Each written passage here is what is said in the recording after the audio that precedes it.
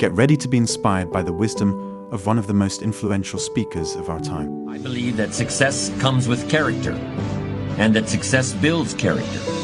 I don't believe, as apparently some people still do, that suffering and defeat are necessary for developing the soul. I know they're not good for the body or the mind. Failure doesn't make you feel better, either mentally or physically.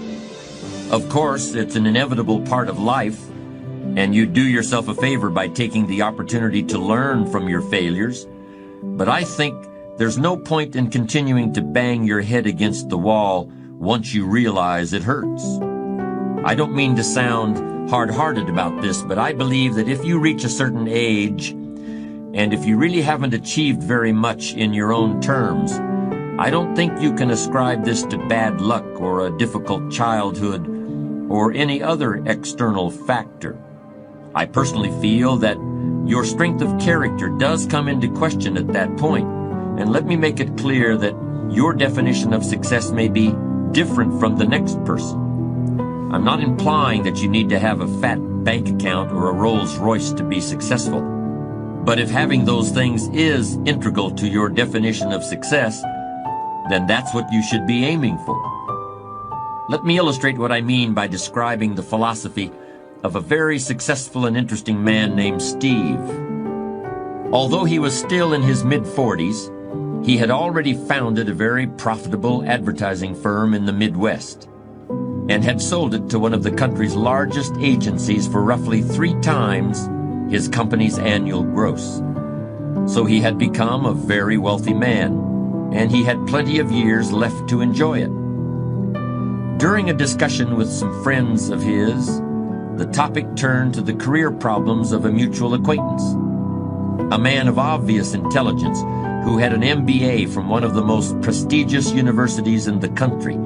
His high level of ambition had led him to strike out on his own as soon as he got his business degree. But now 15 years had passed, and his consulting firm was still hard-pressed to pay the rent on his office.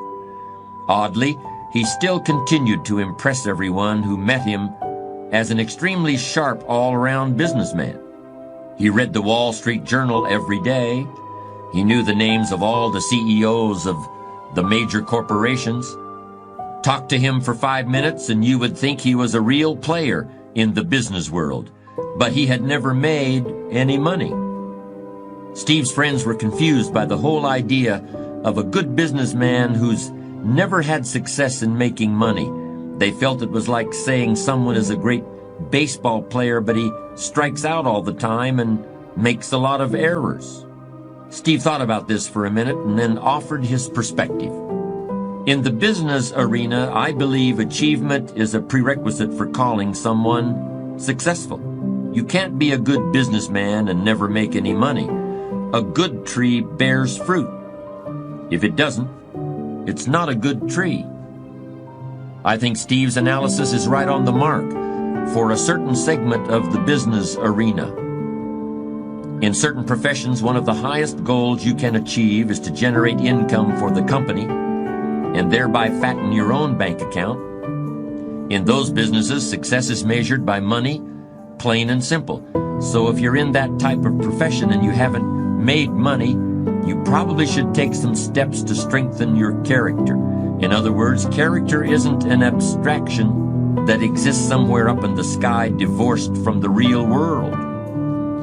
There may be other things you should do also, but you should certainly do some soul searching and some character development.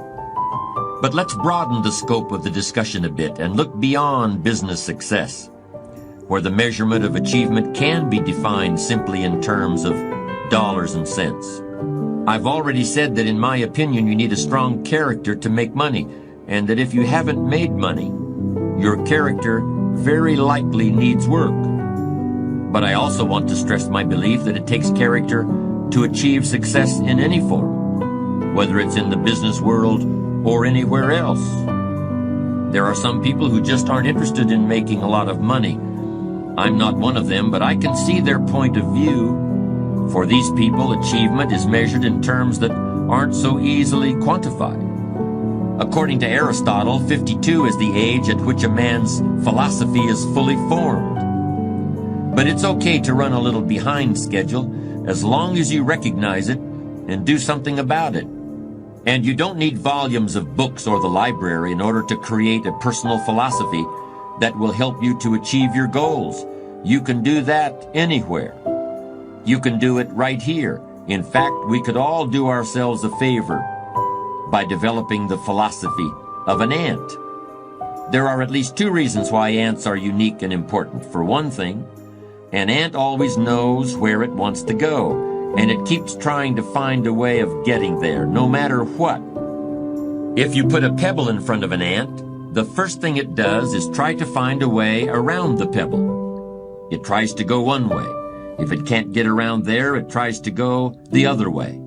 And if it still can't get around, then it tries to climb over the pebble. And if for some reason it can't climb over the pebble, it will try to lift the pebble, even though the pebble may be hundreds of times larger than the ant itself. And if it finds it can't lift the pebble, it will look for other ants to help.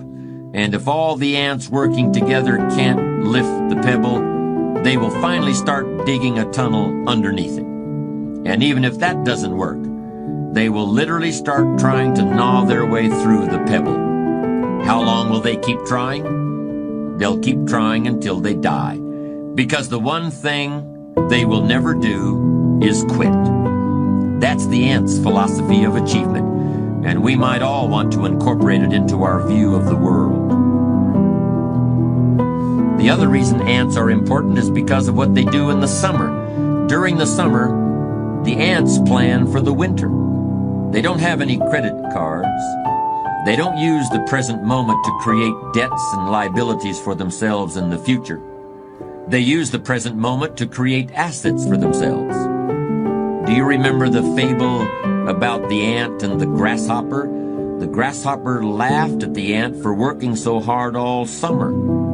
The grasshopper just enjoyed himself, leaping around in the high grass without a care in the world. And when the winter came, he starved to death, while the ant had plenty to eat. Remember, we've all been grasshoppers at some point in our lives. Just make sure you're not one now. Character is the means for transforming ideas into achievements. It's somewhat abstract in the sense that you can't lay your hand on it or point to it or weigh it on a scale. But in a very real sense, character is what allows you to get where you want to go. If you want to drive from your home to a store on the other side of town, you'll need an automobile with gas in the tank. And you'll need keys to start the car. But you'll also need to know how to drive. You'll need judgment based on life experience to tell you when to step on the brakes if the light up the street changes to red. You'll need a true intention to reach your destination so that you don't keep stopping for coffee and a piece of pie every 10 minutes. You'll need to know how much time to allot to the trip so you can get home in time for whatever else you have to do. And you'll need enough maturity to call and say you're going to be late if you get stuck in a traffic jam. You can't lay your hand on any of those things, and you can't measure them with a yardstick. But they're as important to reaching your destination as the car, or the gas, or the keys to start the engine. They are analogs of character. Let's continue this comparison for another moment or two. There are all sorts of ways to keep track of the condition of a motor vehicle. You can look at the tires to see whether they've worn out their tread. You can look at the odometer to see how long it's been since you've changed oil. And you can turn on a switch and then walk around the car to see if the headlights and the taillights are working properly.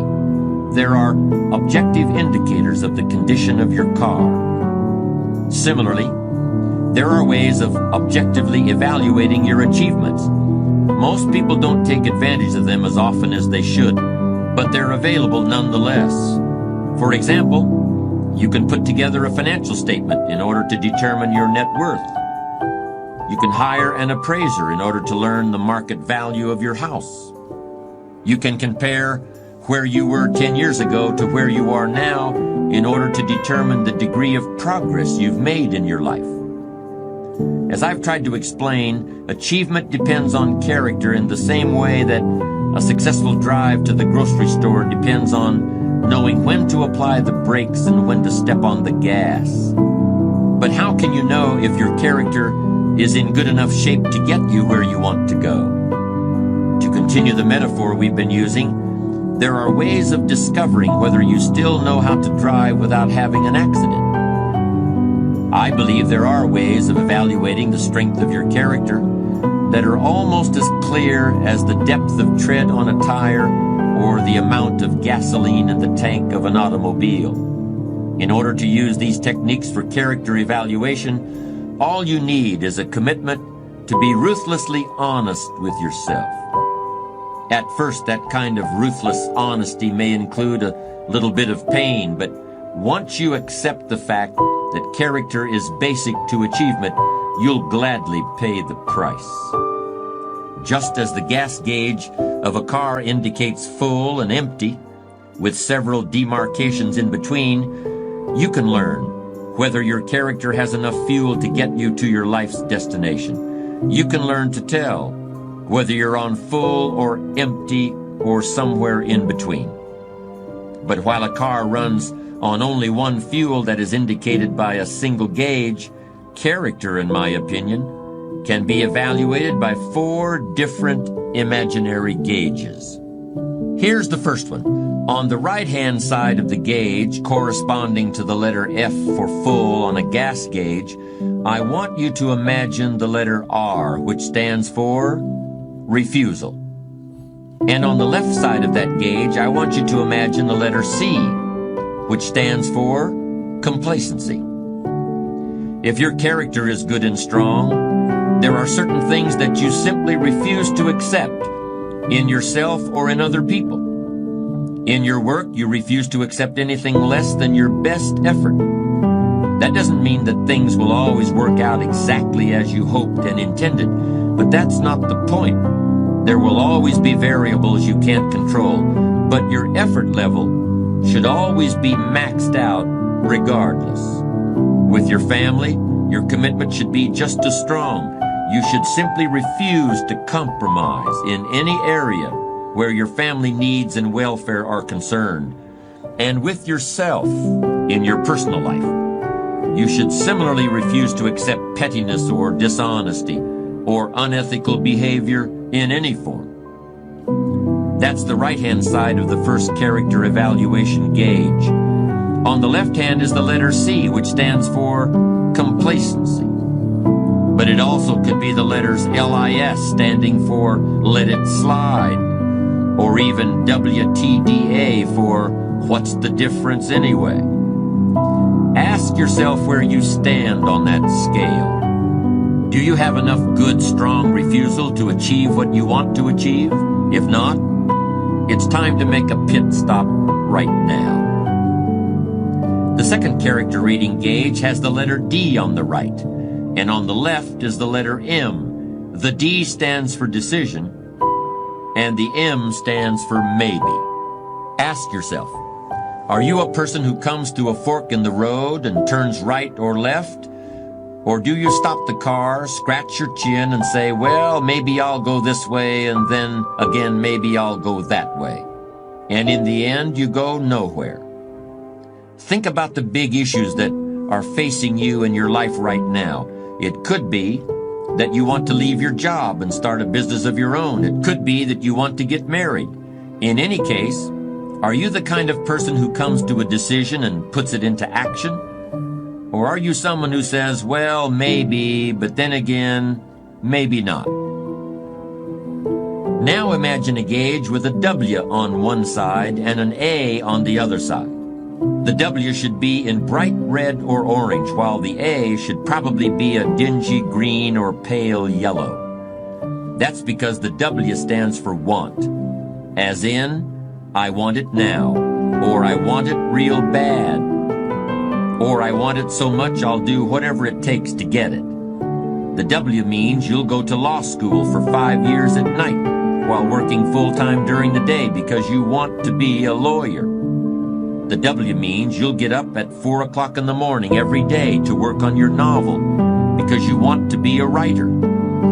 It means you'll travel from one end of the country to the other many times in order to find a doctor who can make your child well. I know people who have done all those things because they wanted something and eventually they got it. The A stands for apathy. That's where you really don't care what happens. And if you really don't care what happens, it's just as well because it certainly isn't going to be anything good.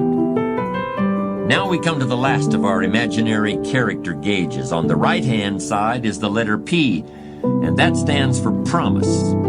And on the left-hand side is a letter F, and that stands for fear. If you are a person of strong character, you will promise yourself that you will achieve your goals or what? It doesn't matter, because you never consider that possibility.